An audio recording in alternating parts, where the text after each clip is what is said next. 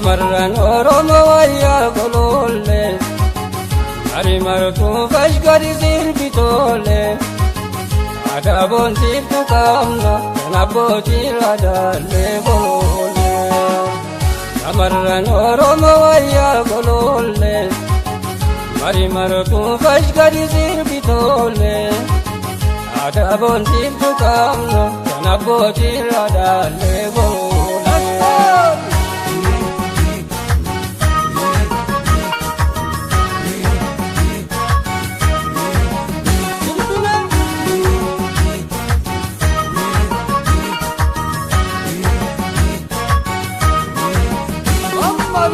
Badabantu way kabati jalanko Sakiyeto way nabati garanko Walla gabi arsibi galegimma Wallar argefin finnebi adama Shagoye gotoy samgarole wale dawajin Malato dadanya fajin Bagel kadi ada yesinara Ikin nama yamai kurban kerkomara Wajibate kamanin desinara Telakamba sodilwa basinara Wajibate kamanin desinara Telakamba sodilwa basinara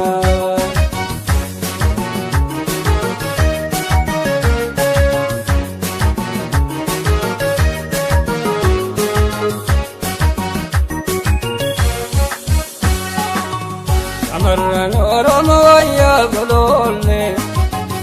Ari martu fashkari zirbitole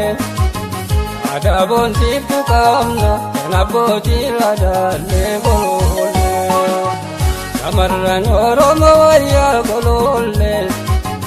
Ari martu fashkari zirbitole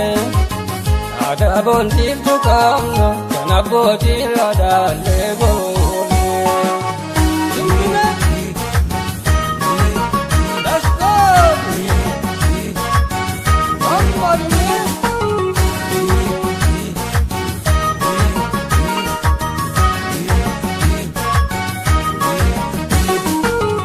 Ala shankar martu bedunesa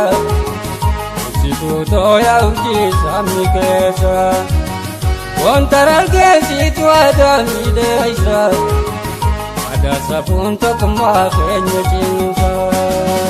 Shagoye gotoy samgarole wale dawajin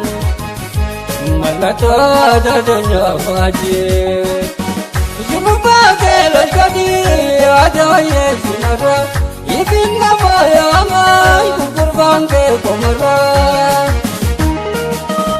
Wajibate kamanin desinara Telakamba sodilwa basinara Wajibate kamanin desinara Telakamba sodilwa basinara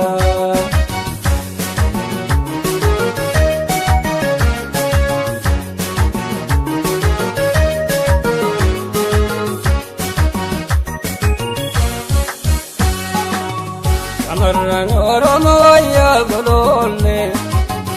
Ari martu fashkari zirbitole Adabon tiptu kamna Naboti radale golole Amarran Oromo wayya golole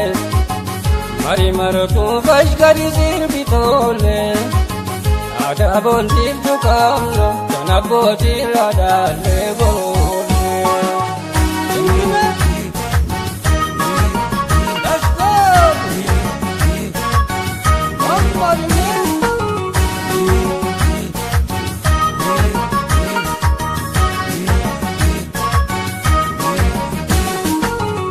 Otumala zabantungal asawa Ikisabira gada betinawa Otumala zabanditi walaga Kumevi adage serva Corona parenta tergarole duale dawajin Malato dadanya fajin Bagel kadi ada yesinara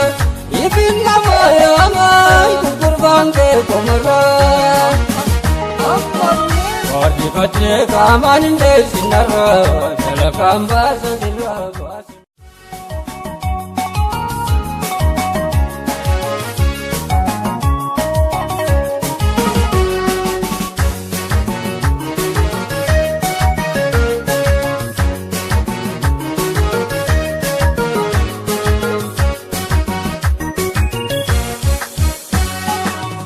Amaran Oromo wayya golole Ari martu fashkari zilbitole Adabon tiptu kamna Naboti radale golole Amaran Oromo wayya golole Ari martu fashkari zilbitole Adabon tiptu kamna Naboti radale golole